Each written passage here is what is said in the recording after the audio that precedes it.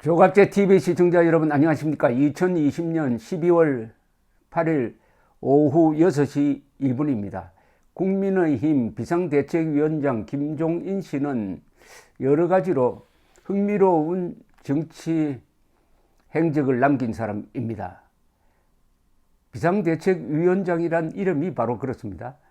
지금 총선이 끝난 지 언젠데 아직도 국민의힘은 제대로 쓸 힘이 없어가지고 80노 정객을 불러들여가지고 비상대책위원장 자리에 앉혀놓고 그것도 문재인 정권과 싸운다는 신용만 하고 있습니다. 비상대책위원장이란 게 일시적인 걸 아니겠습니까? 비상이라는 말은 짧은 시기에 해당되는 거지 지금 총선이 끝난 지가 몇 개월입니까?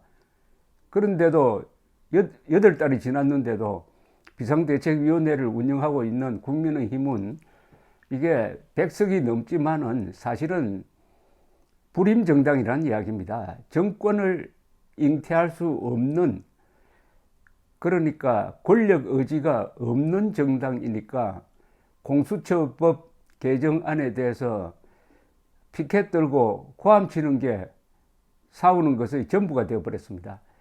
그러니까 김종인 씨 같은 사람이 이 당을 대표하도록 만들고 있는 거죠. 김종인 씨는 놀라지 마십시오. 지역구가 아니라 비례대표로 5번 국회의원을 한 사람입니다. 5번입니다. 그것도 그 당의 족보를 보면은 아주 놀랍습니다. 노태우 대통령 그 앞에 전두환 정권에 참여를 했고 그 뒤에 좌우로 왔다 갔다 하다가 2012년입니다.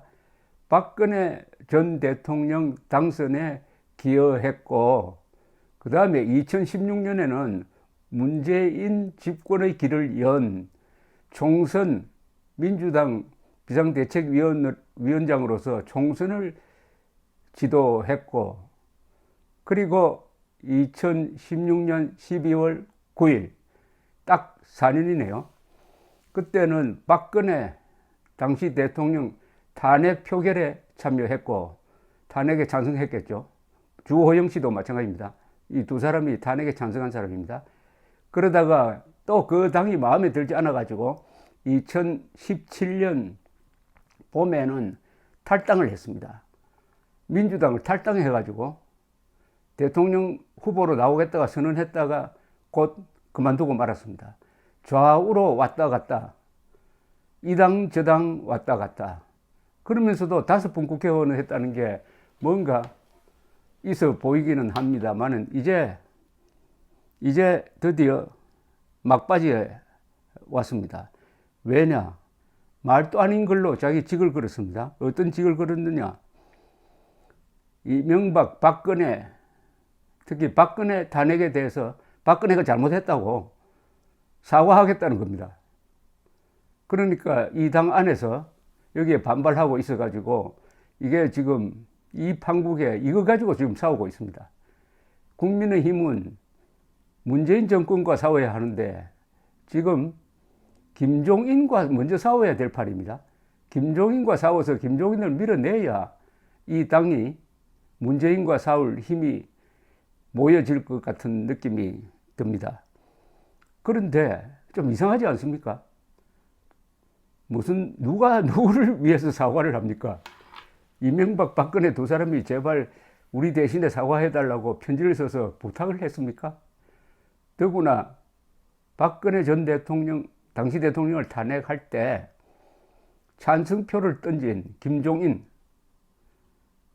씨는 탄핵 사태에 대한 가해자입니다. 가해자.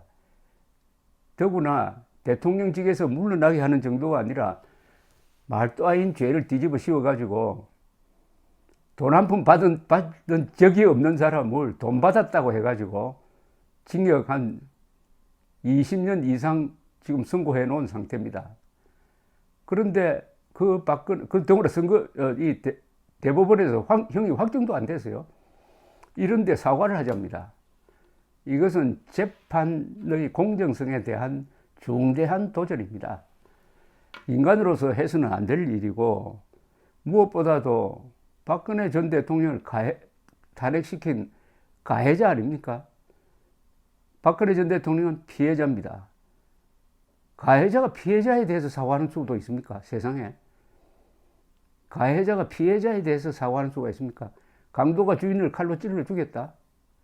그럼 그 강도가 주인을 대신해서 사과를 하는 수도 있습니까? 이게 논리 모순 아닙니까? 그래서 제가 오죽하면 폐륜이라는 말을 쓰겠습니까? 그런데 이런 상황에 대해서 누구보다도 정리를 잘하는 사람이 홍준표 전 자유한국당 대표입니다. 더구나 홍준표 씨와 김종인 씨는 특별한 관계가 있죠. 홍준표 씨가 김영삼 정부 시절에 권력형 비리를 수사를 할 때 김종인 씨로부터 자백을 받아가지고 김종인 씨를 구속한 사람입니다. 동아은행으로부터 2억 원을 받았다 하는 권력형 부패, 실형 선고 받았습니다. 이분이 페이스북에 쓴 글은 제가 짤막하지만 읽어보니까 한마디도 뺄 게 없습니다. 이 홍준표 씨는 논평가로 나오면 잘할 것 같아요. 너무 글을 잘 써서 이게 탈이 아닌가 하는 생각이 들 정도입니다. 이 논리 모순을 지적하는데 이렇게 흥미롭고 잘 짜여진 구조를 가진 글을 쓴다는 것도 참 특출한 재주라고 생각합니다. 한번 읽어드리겠습니다. 재밌는 글입니다, 이게. 이박 전 대통령에 대한 사과는 굴종의 길이라고 이미 말한 바 있습니다. 이는 문재인 정권 출범의 정당성 인정과 지난 4년간 폭정을 받아들이자는 굴종과 다름없다고 나는 보기 때문입니다. 제일 큰 게 이겁니다.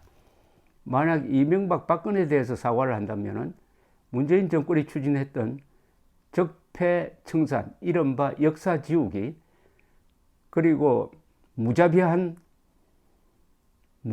수사가 정당했다. 그리고 문재인 정권은 당당한 정통성을 가졌다. 역사의 쓰레기를 치우고 등장했다 하는 것을 인정하는 게 됩니다. 왜냐하면 이명박 박근혜가 탄핵될 만했다라고 고백하니까 말이죠. 그때부터 국민의힘은 정권 잡을 자격을 상실한다는 이야기죠.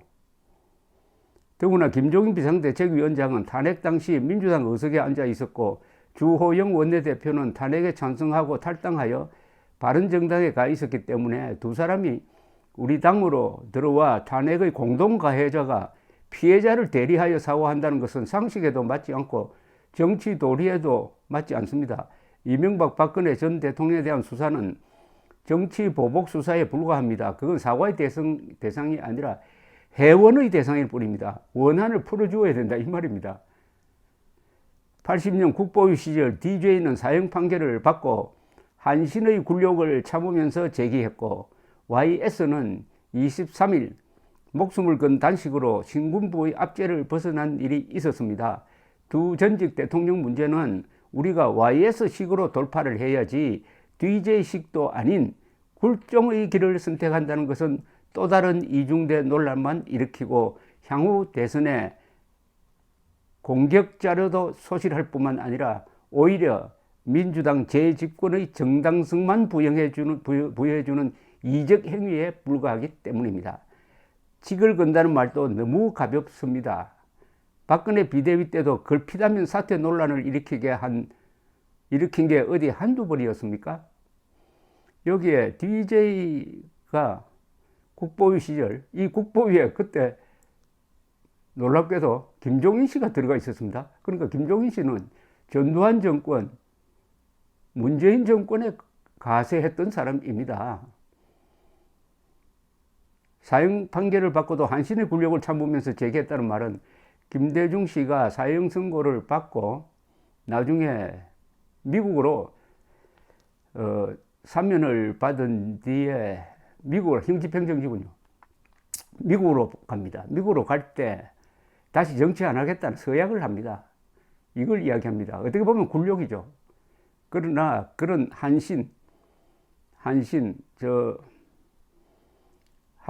중국 한나라 때 유명한 장수 한신, 깡패들을 만나서 깡패들 가랑이 밑으로 기어 들어가라 하니까 그 수모를 참았다는 그 한신의 수모를 참고 제기했다. 이런 고사를 인용을 하고 있습니다. 이제 국민의힘이 과연 국민의 힘이 될지, 국민의 짐이 될지, 이제 김종인 문제를 어떻게 해결하는지 보면은 그 답을 알 수가 있겠습니다. 감사합니다.